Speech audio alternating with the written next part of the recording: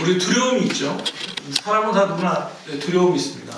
예전에 우리 그 전교회 수련회 때 제일 무서운 게 뭐냐고 물어봤더니 선율이가 엄마라고 해가지고 엄마가 상처받았던 마음의 상처를 받았던 그 기억도 있는데 두려움도 이렇게 나이에 따라 좀 달라지는 것 같아요. 여러분 혹시 뭐가 제일 두렵습니까? 20, 30대가 제일 두려운 것은 그 월말이라고 하더라고요. 월말. 카드 명세서. 내가 막 썼던 그 카드 명세서 돌아오는 게 제일 무섭다고 얘기하고 5, 60대 남성들이 제일 무서워하는 것은 요즘 곰국이라는 얘기 제가 들었거든요.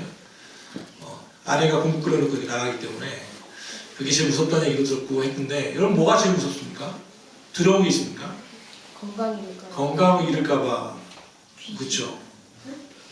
특별히 또 뭐가 좀 안 좋거나 막 속에 그러면 우리 생각은 벌써 끝까지 가잖아요. 암이야? 이거 가가지고 나 보험은 들었나? 부터 해서 나 떠나면 누가 얘네들 먹여 살리지부터 항상은 잠깐 속이 안 좋은 건데 벌써 우리는 사후 세계까지 다 갔잖아요. 벌써 다 준비해 놓죠. 그런 것도 두렵죠. 건강은 두렵습니다. 또 뭐가 두렵습니까? 두려운 게 또 있습니까? 꿈? 나 그걸 빌려면 뭐가 꿈이? 꿈은 제가 조종할 수가 없는 거잖아요. 그러니까 막 악몽을 꿀 때도 있고. 악몽. 나 어제 꿈에서 귀신 나왔어. 축하드려요. 물밑에 터지는 이 고백들, 귀신 막 이런 거 무섭죠. 어렸을 때는 귀신 같은 거 무서워요. 나이가 들면 사람 무서워요. 사람만 알아요. 두려운 것들. 오늘 말씀에 보면 이사야 41장에 있는데 첫 번째 명령은 뭐냐면 두려워하지 말라. 두려움이요. 이 사람 다 있는데 살면서 어렵고 힘들 때 마음에 당연히 두려움이 생기게 되죠. 이 두려움 때문에 불안해지고 근심과 염려가 생기고 깊은 한숨이 나오게 되는 것 당연하잖아요. 그런데도 불구하고 오늘 주의 말씀은 두려워하지 말라는 거예요. 내 뜻대로 내 마음대로 되지 않는 그 상황에 대해서 그리고 그런 환경에 대해서 두려워하지 말라. 왜냐하면 이 두려움이라고 하는 것이 왜 생기나를 잘 생각해 보면 사실 이 두려움이라는 것은 이 두려움은 우상 숭배이기 때문에 하나님은 두려워하지 말라고 말합니다. 아니 무슨 우상 숭배입니까? 두려움이. 우리는 우상 숭배 이러면 보통 뭘 생각하냐면 그 절 가가지고 부처에다가 절하는 거 또는 뭐 이렇게 이슬람 뭐 그런 것들을 우리는 우상이라고 얘기하잖아요. 그런데 사실 우상이라고 하는 것은 그런 게 아니죠. 우상이라는 것은 하나님보다 더 하나님에게 섬기는 것을 우상이라고 말합니다. 그러니까 엄밀하게 말하면 우리는 종교적으로 보면 우상 숭배하지 않는 것 같지만 영적인 의미에서 보면 우리는 우상 숭배를 하죠. 하나님보다 더 크고 더 무서워한다면 그것은 우상이 됩니다. 하나님보다 더 크고 더 무서워하는 어떤 그 존재, 그러니까 쉽게 말하면 우리가 두려워하는 그 존재가 하나님보다 더 크다, 하나님보다 더 강하다라고 생각하고 그것이 없으면 살 수 없다고 믿는다면 그것은 우상 숭배가 되는 것입니다. 우상을 숭배하는 것이 됩니다. 쉽게 말하면 두려워하지 말라는 말은 하나님보다 더 강하고 더 크고 더 강력하다고 믿지 말라는 뜻이죠. 이 세상 그 무엇도 하나님보다 더 크신 이는 없습니다. 오늘 말씀을 잠깐 이사야서 말씀을 잠깐 살펴보면 앞에 내용이 뭐냐면 하나님이 수차례 경고해요. 너희들 그렇게 하면 망한다. 너희들 내가 진노한다. 바벨론이라는 존재를 들어서 너희들 망하게 할 거다. 그러니까 빨리 회개하고 돌아와라. 계속해서 경고를 하죠. 그런데 이스라엘 백성들은 듣지 않습니다. 그러니까 하나님의 주의 막대기로 바벨론이라고 하는 지금의 뭐 미국 같은 존재겠죠. 초강대국으로 들어가지고 신은 강대국으로 들어서 이스라엘을 쳐버리죠. 그들을 나라를 망하게 합니다. 그러고 나서 주시는 말씀이 바로 이사야서 41장의 말씀입니다. 그 최대 초강대국인 바벨론이라 할지라도 너희들이 만약 회개하고 악에서 돌이켜 나에게로 돌아온다면 애통하고 회개한다면 그들을 두려워할 필요가 없다. 이들은 이미 과거의 경험 속에서 이 바벨론이라고 하는 국가가 얼마나 무서운지를 맛봤습니다. 두렵지요. 이 초강대국에서 우리가 어떻게 독립할 수 있습니까? 그런데 오늘 주님은 너희들이 내게만 돌아온다면 바벨론보다 내가 더 강하다.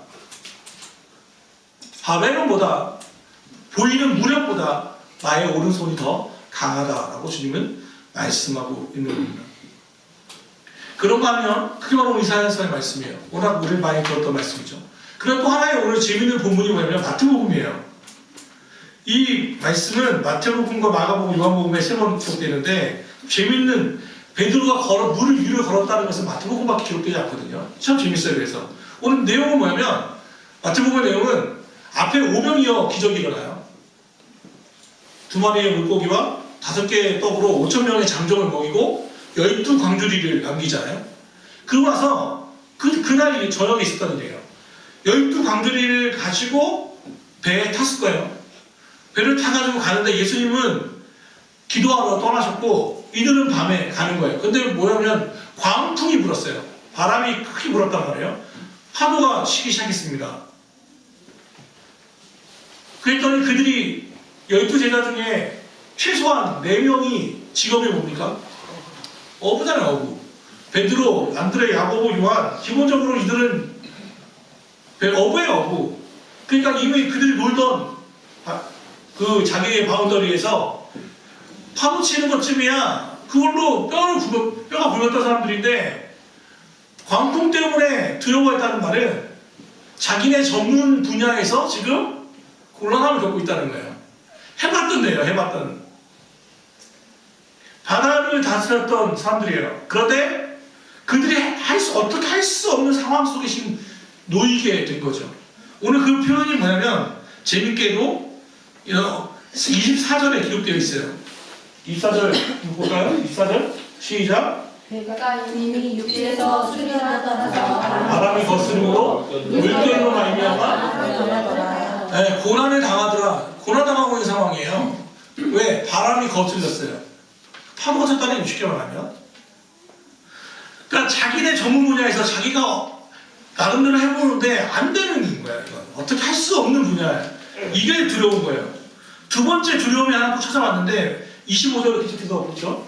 25절 밤 사경에 예수께서 바다 위로 걸어서 제자들에게 오시니 26절 제자들이 그가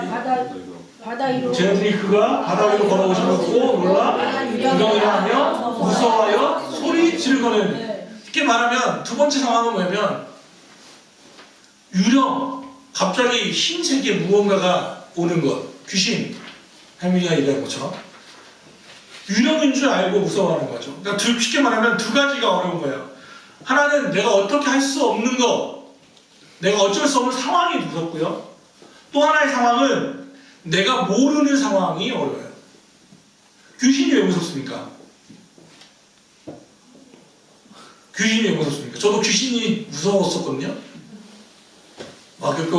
특별히 막 여우 귀신 뭐 이런 거 되게 무서워요. 전 시골에 살 때, 그때 우리 신랑 가서 얘기했었는데, 저 시골에 살 때 우리 마을에 맨 끝에쯤에 살았어요. 근데 우리 아버님은 놀라운 은사가 있어요. 아버님은 밤 9시에 담배 심부름을 시키시는 불 다 꺼지고 아무도 없을 때쯤 꼭 담배 사오라고 심부름을 시켜요. 그럼 꼭 그게 나예요. 나. 그러면은 초등학교 때 얼마나 무서워요.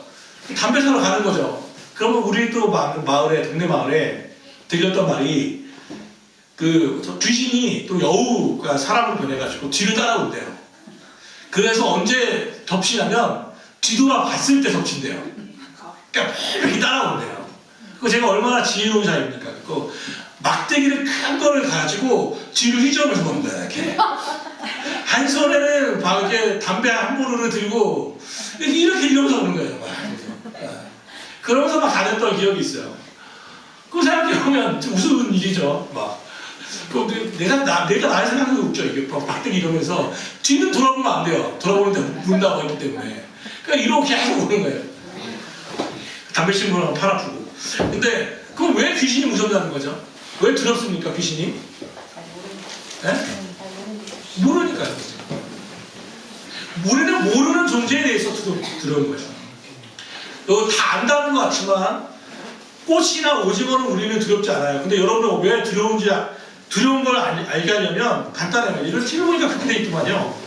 또 상자에 오징어나 꽃 같은 거를 꽃이나 오징어 같은 걸 집어넣어요. 그리고 눈을 감지 못하죠. 그 다음에 손으로 촉감으로 이게 무엇인지를 맞추게 하는 그런 뭐. 게임 본 적 있잖아요. 그죠? 근데 내용물은 뭐냐면 꽃이야, 꽃. 그런데 막 얼마나 이쁜 거예요. 근데 모르니까 손으로 집어넣으면 막 비명 지르고 막 난리도 아닌 거죠. 차가워! 뭐 이러면서 울고 막. 꽃 만지고 우는 거예요. 쉽게 얘기하면. 그러니까 뭐냐면 모르니까 두려운 거예요. 오늘 제자들의 두려움은 두 가지예요. 그러니까 하나는 어찌할 수 없는 상황, 내가 어떻게 할 수 없는 상황이 무서운 거고, 두 번째는 어떻게 될지도 모르고 무엇인지 모르는 존재에 대해서 우리는 두려워한다는 거죠. 그때 이 두려움을 이기는 방법이 뭐였냐면 베드로는 광풍을 잠잠케 해달라고 하는 게 아니라 예수께서 그러니까 말씀하시죠. 즉시 이르시되 안심하라 나니 두려워하지 말라 했더니 베드로가 참 재밌는 말을 합니다.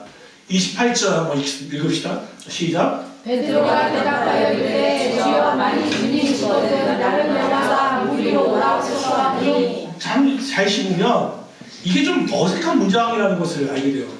내가 만약 베드로라면 제가 생각할 때 요청은 주님 광풍을 잠잠케 하십시오라고 하든지, 아니면 주님 빨리 오십시오라고 하든지, 아니면 내가 주님께 가겠습니다라고 하면 되는데, 베드로가 뭐라고 하냐면 주님이시거든 나를 명하사 무리로 걷게 하소서, 무리로 오라 하소서. 차라리 이 뭐가 어색하냐면 나를 명하사라고 하는 말이 쓸데없다는 생각이 들어요. 주님이시면 나를 무리로 걷게 하십시오라든지 아니면 주님 오십시오라고 하면 되는데 명하사라고 하는 말이 있어요. 이 표현을. 그러니까 쓸데없는 부수적으로 보인단 말이에요. 글은. 근데 쉽게 말해. 근데 왜 베드로는 이 말을 했을까 생각해보면 베드로는 주님의 말씀의 권능을 알았다는 것을 우리는 짐작할 수 있죠. 그동안 예수님의 동생회를 같이 했던 베드로는 예수님이 명령하셨을 때 어떤 일이 일어난지를 아는 거예요. 말씀의 능력을 알죠. 그분이 말씀하시면 귀신도 쫓아냈고, 그분이 말씀하시면 중풍병자도 일으켜놨고, 그분이 말씀만 하시면 모든 일이 명령만 하시면 다 됐어요. 그러니까 베드로는 이미 그것을 알고 있는 거예요. 주님이 명령하시면 된다. 말씀의 능력이 있다는 것을 알게 됐어요. 그러니까 나를 주님께 걷게 하십시오라까지 나오는 거예요. 마치 우리와 같아요. 베드로는 지금 두려워하지 말아야 하는 것에 대해서 머리로 알고 있어요. 주님의 말씀의 능력을 알고 있어요. 그래서 물 위를 걷기까지는 했어요. 그런데 그 다음에 문제가 생겨요. 그렇죠? 그 다음 문제 29, 30절 또 읽읍시다. 시작. 오라 하시니 베드로가 배에서 내려 물로 걸어서 예수께로 가되 바람을 보고 무서워 빠져나니라 손을 들어 이르되 주여 나를 건너소서 하니. 예, 베드로는 최초의 무리를 걸 사람이 된 거죠. 오라. 베드로가 걸었어요. 거기까지. 그는 말씀의 권능을 알고 있다니까요. 말씀이면 된다는 것을 알았어요. 그래서 걷기까지 했어요. 근데 문제는 지속적이지 않았다는 거예요. 왜? 무리를 걷는데 주님을 보고 말씀에 순종해서까지는 갔는데 거기까지 문제가 없었는데 무리를 걸을 때 광풍이 변했나요? 광풍이 잠잠해졌습니까? 그가 물 위에 발을 딱 내딛는 순간 광풍이 멈췄습니까? 아니요. 변화는 똑같았어요. 없었어요. 변화는. 그대로 있었어요. 무리를 걷지만 파도가 치는 그 무리를 그냥 걷는 놀라운 기적을 맛보고는 있지만 여전히 상황은 변한 게 없었어요. 광풍의 소리는 광풍 쉬하는 그 소리와 미친 바람이잖아요. 광풍이라는 미친 바람이 불어와라고 파도는 여전히 삼킬 것처럼 그를 공격해 들어왔거든요. 그랬더니 바람을 보고 무서워했다라고 말하죠. 말씀에 순종하여 기적을 맛봤지만 주님을 더 보이는 게 아니라 계속해서 그 말씀을 붙잡고 하나님께 나가는 게 아니라 주님께로 나가는 게 아니라 광풍이 더 무서운 거예요. 왜 변하지 않지? 왜 이 상황이 움직여지지 않지? 낙심하고 좌절하게 되는 겁니다. 바람을 보고 무서워하니 빠져들게 되는 거죠. 바람 소리를 듣고 바람으로 인한 파도를 볼 때 주님이 아니라 그것을 더 무서워할 때, 하나님의 능력과 예수님의 능력 또는 그분의 권세를 묵상하는 게 아니라 바람을 보고 바람 소리를 듣고 그것을 묵상할 때 그는 그곳에 빠지게 되더라는 것입니다. 왜 두려움이 찾아오냐면, 쉽게 말하면 주님의 능력을 묵상하는 게 아니라, 말씀을 묵상하는 게 아니라, 사실은 뭘 많이 묵상하게 되냐면 상황을 묵상하죠. 그리고 일어나지 않은 일을 미리 묵상하죠. 묵상이라는 건 대단한 게 아니에요. 계속 되씹는단 말이에요. 그러니까 머릿속에서 별의별 변수들을 계속 생각하는 거예요. 최대한 안 좋은 쪽으로 다 생각하게 되는 거죠, 우리 마음. 안 됐을 때 어떻게 되고 어떻게 되고 어떻게 되고 계속해서 두려워하거든요. 하나님의 말씀, 저는 말씀 모르는데 목사님, 아니 한 구절의 말씀을 알 수 있잖아요. 모르면 이사야서 41장 10절의 말씀 한 구절만 잡으면 되잖아요. 두려워하지 말라. 그 하나님의 말씀을 계속해서 묵상한다면, 되씹는다면 오늘 그것이 영양분이 될 거예요. 그런데 우리는 그게 아니라 내가 어떻게 할 수 없는 그 상황이 계속해서 매몰되어 빠지게 되는 거예요. 그리고 일어나지 않은 일에 대하여, 미지의 존재에 대하여 미리 끌어와서 두려워하는 거죠. 믿음은 그래서 보는 거예요. 히브리서 11장 1절의 말씀. 믿음은 바라는 것의 실상이요, 보지 못하는 것들의 증거다. 그래서 믿음은 보는 거예요. 무엇을 보느냐예요. 바람을 보면 빠지게 돼요. 사랑하는 성도 여러분, 2019년도에는 주님을 바라볼 수 있기를 바랍니다. 정말로 그렇습니다. 우리는 모르는 문제가 생길 거예요. 2099년도 여러분 올해도 만사 형통할 것입니다 라고 얘기해 준다면 얼마나 좋겠습니까만은 그런 일이 일어나지 않을 거라는 것은 다 알잖아요. 우리가 예상할 수도 없는 일이, 그리고 우리가 믿었던 그 사람에게 뒤통수를 맞을 수도 있고, 우리가 꼭 믿었던 그 상황이 깨어질 수도 있을 거예요. 어부라고 하는 그 전문 분야에서 자기가 할 수 없는 파도를 막을 수도 있습니다. 그때 주님은 여전히 우리에게 말씀하시죠. 두려워하지 말라. 내가 너와 함께 함이라. 놀라지 말라. 나는 내 하나님이 됨이라. 상황은 모르지만, 그래서 제 카카오톡에 그 푸사라고 하잖아요. 프로필에 뭐라고 되어 있냐면, 표시 써놨어요. 우리는 장래에 어떤 일이 일어날지 알지 못한다. 그러나 누가 나와 함께 할지는 알고 있다. 장래에 우리가 어떤 일을 벌일지는 몰라요. 그렇죠? 그러나 그 일이 누구의 주관하에 있는지는 알고 있어요. 우리 주님이십니다. 주님은 계속해서 그렇게 이야기합니다. 그러고 나서 뒤에 약속이 있죠. 뭡니까? 내가 너를 굳세게 하리라. 참으로 너를 도와주리라. 참으로 나의 의로운 오른손으로 너를 붙들리라 하고 약속하고 있습니다. 여기서 참으로라는 말이 두 번이나 나오는데, 참으로 이 말은 쉽게 말하면 우리가 잘 쓰는 말이에요. 아멘이에요. 아멘. 우리는 보통 아멘을 우리가 쓰잖아요. 뭐 말씀하면 여러분 뭐라고 말합니까? 아멘 이러잖아요. 아멘이 그렇습니다. 진실로 라는 뜻이거든요. 근데 주님이 쓰시는 거예요. 하나님이 뭐라고? 진실로 아멘 이러면서, 진실로 내가 너 도와줄게. 진실로 내가 너를 붙잡아 줄게. 하나님이 아멘으로 우리에게 말씀하시면 우리는 뭐로 화답해야 합니까? 아멘으로 화답해야 돼요. 하나님이 아멘 했는데 우리는 노멘 이러면 되게 어색한 거예요. 하나님이 얼마나 안 믿으면 내가 진실로 말하는데 내가 너 도와줄게, 내가 너 붙들어줄게 말씀하면 우리는 진실로 그렇습니다 아멘 하고 따라가 줘야 돼요.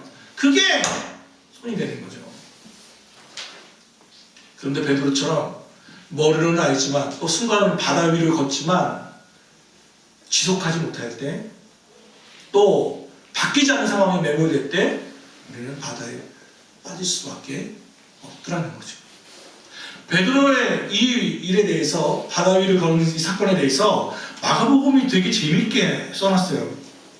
이 말씀을 좀 찾아봤으면 좋겠는데, 이거 좀 찾아봤으면 좋겠습니다. 우리 마가복음 6장을 좀 잠깐 보실래요? 좀 통렬하게 써놨어요. 마가복음 6장 52절. 마가복음 6장 52절. 똑같은 사건이에요. 똑같은 사건. 그런데 마가복음은 마태복음에 없는 글 하나를 써놨어요. 마가가 성령의 감동에 이어 왜 일이 일어났는지에 대한 분석을 해놨어요. 52절. 같이 한번 읽어볼래요? 마가복음 다 찾으셨나요? 네. 시작. 이는 그들이 그 떡 떼시던 일을 깨닫지 못하고 도리어 그 마음이 둔하여졌습니다. 똑같은 일에 왜 그들이 무서워했는가? 왜 베드로가 바다에 빠졌는가? 이는 그들이 그 떡 떼시던 일을 깨닫지 못하고 도리어 그 마음이 둔하여졌습니다. 떡 떼시던 일이 뭡니까? 오병이어의 사건이죠. 그날 낮에 있었던 오병이어의 그 기적을 맛보고 그 떡을 먹고 그 나머지 12광주를 들고 가는 그 시간에 그 떡이 그 배에 실려 있음에도 불구하고 그 떼시던 일을 잊어버리고 깨닫지 못하고 마음이 둔하여졌다. 사실 그리스도인이라고 하면 우리는 수많은 기적들을 맛봤기에 이 자리에 있어요. 우리는 기적을 맛봤기에 사실 이 자리에 있죠. 그리고 간증하라고 하면 할 얘기 많아요. 하나님이 나를 어떻게 먹이셨는지, 나를 그 병에서 어떻게 고치셨는지, 돈 한 푼 없이 어떻게 개척했는지, 뭐 등등. 저도 얘기하라고 하면 수많은 기적들이 있어요. 오병이어처럼 12광주리가 넘는 간증이 있어요. 그런데 여전히 우리는 광풍을 만나면 두려워한다는 거예요. 깨닫지 못하고 마음이 둔하여졌다는 거죠. 과거에 그렇게 일하셨던 하나님을 자꾸 잊어버리고 광풍에 매몰될 때 우리는 어떻게 하면 되겠습니까? 말씀으로 돌아갈 수밖에 없습니다. 베드로가 빠졌을 때 베드로가 했던 얘기는 딱 하나예요. 주님 나를 구원하십시오. 살려주십시오. 쉽게 말하면 그때 하나님 즉시 손을 내밀어 그를 건지셨다고 성경은 말합니다. 그리고 한마디 하시죠. 믿음이 적은 자야 왜 의심하였느냐. 의심하였느냐. 믿음이 없는 게 아니에요. 적은 자예요. 적은 자. 마태복음. 믿음이 있긴 해요. 그런데 적어요. 아직까지 광풍을 잠재울 만한 믿음은 없어요. 그래서 저는 베드로가 좋은 거죠. 우리 같잖아요. 완전하지 않잖아요. 사랑하는 여러분, 오늘 말씀을 정리합니다. 두려워하지 마십시오. 놀라지 마십시오. 하나님이 여러분과 함께 하십니다. 그 하나님은 여러분의 하나님이십니다. 여러분을 붙들어 주실 것입니다. 무리를 걸으십시오. 그러나 무리를 걸을 때 상황이 쉽게 변하지 않을 겁니다. 그러나 변하지 않는 상황에 매몰되지 마십시오. 묵묵히 한 걸음 한 걸음 나아가십시오. 제가 제일 좋아하는 사자성어가 하나 있습니다. 우공이산이라는 사자성어입니다. 우공이산이란 어리석은 사람이 산을 옮긴다고 하는 뜻이죠. 산을 옮기는 방법은 또 어떤 특별한 방법이 아닙니다. 한 삽 뜨는 거죠. 한 삽 뜨다 보면 언젠가는 사람들은 다 어리석다고 말하지만 한 삽 뜨다 보면 산이 옮겨지게 되어 있습니다. 중요한 건 지치지 않는 것입니다. 낙심하지 않는 것입니다. 다시 넘어졌다가도 일어나는 것입니다. 누군가 얘기합니다. 작심 3일, 벌써 20일이 지났습니다. 새해 계획들 잘 세우고 있나? 작심 3일이라는 말처럼 어떤 마음 먹기가 3일을 가기 힘들다는 거죠. 그랬더니 누군가 얘기하더라고요. 작심 3일을 이기는 방법, 3일째 새로운 마음을 다시 먹는 것. 작심 3일을 이기는 방법은 계속해서 넘어졌을 때 다시 또 일어서는 겁니다. 다시 또 일어서고 또 일어서면 언젠가는 그 길을 걷게 되는 겁니다. 사랑하는 여러분, 하나님보다 더 크신 일은 없습니다. 하나님도 우리를 더 사랑하는 일은 없습니다. 그 하나님은 여전히 우리의 하나님이십니다. 그 하나님과 동행하시는 새해가 되기를 주의 스승으로 축원합니다. 기도합시다. 사랑하는 하나님, 오늘 주의 말씀을